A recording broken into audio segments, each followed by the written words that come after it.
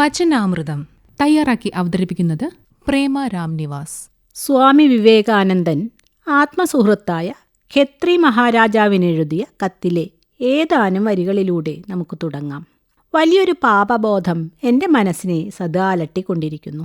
ഈ ലോകത്തെ സേവിക്കാനായി ഞാൻ എൻ്റെ പെറ്റമ്മയെ അവഗണിച്ചു. എനിക്ക് കുറച്ചു കാലമെങ്കിലും അമ്മയെ സേവിക്കുകയും ശുശ്രൂഷിക്കുകയും വേണം. ചെറുതെങ്കിലും മാന്യമായ ഒരു വീട് അവർക്കു വേണ്ടി പണിയണമെന്ന് ഞാൻ ആഗ്രഹിക്കുന്നു. തികച്ചും മാതൃകാപരമായ ജീവിതത്തിനുടമയായിരുന്ന വിവേകാനന്ദൻ്റെ മനസ്സിനെ ഒരു പ്രായം പിന്നിട്ടപ്പോൾ അലട്ടിയ ഒരു ചിന്തയാണ് ഇവിടെ പങ്കുവച്ചത്. ഇതുപോലെ ഗാന്ധിജിയുടെ പ്രവർത്തനങ്ങളിൽ ആകൃഷ്ടനായി നാടുവിട്ട വൈക്കം മുഹമ്മദ് ബഷീറും ഇത്തരത്തിൽ ദേശസ്നേഹവും മാതൃസ്നേഹവും തമ്മിലുള്ള ഒരു മാനസിക വടംവലി നേരിട്ടിട്ടുണ്ട്. കേൾക്കൂ. അങ്ങനെ ഞാനും പോയി ആരോടും ചോദിക്കാതെ വിദ്യാഭ്യാസം ഉപേക്ഷിച്ച് കോഴിക്കോട്ടേക്ക് പോയി. അന്നു സന്ധ്യയ്ക്ക് എൻ്റെ അമ്മ അടുക്കളയിൽ ആഹാരം പാകം ചെയ്യുകയായിരുന്നു. അമ്മ ഒന്നും അറിഞ്ഞിരുന്നില്ല. അമ്മയോട് ഒരു ഗ്ലാസ് വെള്ളം അവസാനമായി വാങ്ങിക്കുടിച്ച് അവരെ ഒന്ന് നോക്കിയിട്ട് ഇറങ്ങി നടന്നു. സമൂഹത്തിൻ്റെയും നാടിൻ്റെയും ഉന്നമനത്തിനായി ചെറുപ്രായത്തിൽ നാടുവിട്ട പ്രശസ്തരായ 2 പേർക്ക് പിന്നീടുണ്ടായ മനോവേദനയാണ് നാം ഇവിടെ മനസ്സിലാക്കിയത്.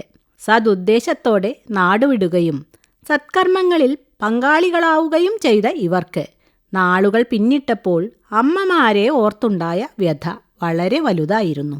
എന്നാൽ ഇന്ന് പുറത്തു വരുന്ന വാർത്തകളിലെ ഭൂരിഭാഗം യുവാക്കൾക്കും ഇത്തരമൊരു മാനസിക വടംവലി ഇല്ലെന്നു തോന്നുന്നു. പെട്ടെന്നൊരു ദിവസം നിസ്സാര കാര്യത്തിൻ്റെ പേരിൽ വീട്ടിൽ നിന്ന് അപ്രത്യക്ഷമാകുന്ന ബാല്യ കൗമാരങ്ങൾ ലഹരി മാഫിയയിലും സാമൂഹിക ദ്രോഹ സംഘങ്ങളിലും കണ്ണികളാവുന്നു. താൽക്കാലിക ലാഭത്തിനും സംതൃപ്തിക്കുമായി അറിഞ്ഞോ അറിയാതെയോ ഇത്തരം ദുഷ്പ്രവർത്തനങ്ങളിൽ പങ്കാളികളാകുമ്പോൾ ഒരു തിരിച്ചുവരവ് അപ്രാപ്യമാകുന്നു. വിവേകാനന്ദനെപ്പോലെ വൈക്കം മുഹമ്മദ് ബഷീറിനെപ്പോലെ എന്തുകൊണ്ടോ ഇവരുടെ മനസ്സിൽ അമ്മമാർ ഒരു നോവായി മാറുന്നില്ല. കുടുംബ ബന്ധങ്ങളിലെ ശൈഥില്യം ഒരളവുവരെ ഇതിനു കാരണമാണ്.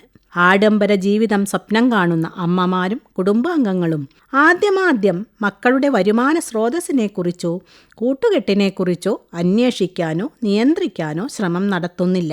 പിന്നീട് അവരുടെ വഴിവിട്ട ജീവിതം കണ്ടെത്തുമ്പോഴേക്ക് മക്കൾ പടുകുഴിയിലകപ്പെട്ടിരിക്കും.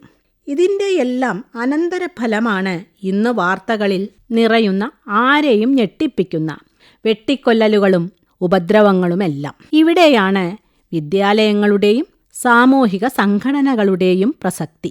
നിരവധി ബോധവൽക്കരണ ശ്രമങ്ങൾ ഇവയുടെ നേതൃത്വത്തിൽ നടക്കുന്നുണ്ടെങ്കിലും ഇനിയും കാര്യക്ഷമമാവേണ്ടതുണ്ട്. സാങ്കേതിക മികവ് പുലർത്തുന്ന ബാല്യ കൗമാരങ്ങളെ മനസ്സിലാക്കാനോ നിയന്ത്രിക്കാനോ ഭൂരിഭാഗം രക്ഷിതാക്കളും അപ്രാപ്യരാണ്. കൂടുതൽ കാര്യക്ഷമമായ പ്രവർത്തനങ്ങളിലൂടെ കുടുംബങ്ങളെയും സമൂഹത്തെയും ബോധവൽക്കരിക്കേണ്ടതുണ്ട്. സ്വാതന്ത്ര്യവും സാമൂഹിക പരിഷ്കരണവുമായിരുന്നു പണ്ടത്തെ ലക്ഷ്യങ്ങളെങ്കിൽ ഇന്ന് ലഹരി മാഫിയകളിൽ നിന്നും സാങ്കേതിക വിദ്യയുടെ ദുരുപയോഗത്തിൽ നിന്നും അകന്നു നിൽക്കാനുള്ള ആർജവമാണ് ലക്ഷ്യമാക്കേണ്ടതെന്നു മാത്രം. അതിനായി സ്വാർത്ഥ താൽപ്പര്യങ്ങളെ മാറ്റി നിർത്തി ഒത്തൊരുമിക്കാം. സമൂഹത്തെ സുരക്ഷിതരാക്കാം. പണം കൊണ്ട് ക്ലോക്ക് വാങ്ങാം, നേരം വാങ്ങാൻ കഴിയില്ല.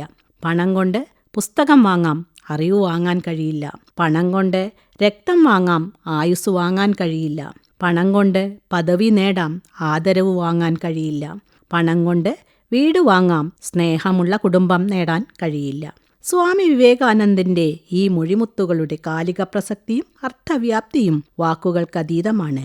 അത് ഉൾക്കൊണ്ട് പ്രവർത്തിക്കാൻ ഈ തലമുറയ്ക്കും വരും തലമുറകൾക്കും കഴിയുമാറാകട്ടെ. വചനാമൃതമാണ് നിങ്ങൾ ഇതുവരെ കേട്ടത്. തയ്യാറാക്കി അവതരിപ്പിച്ചത് പ്രേമ രാം നിവാസ്.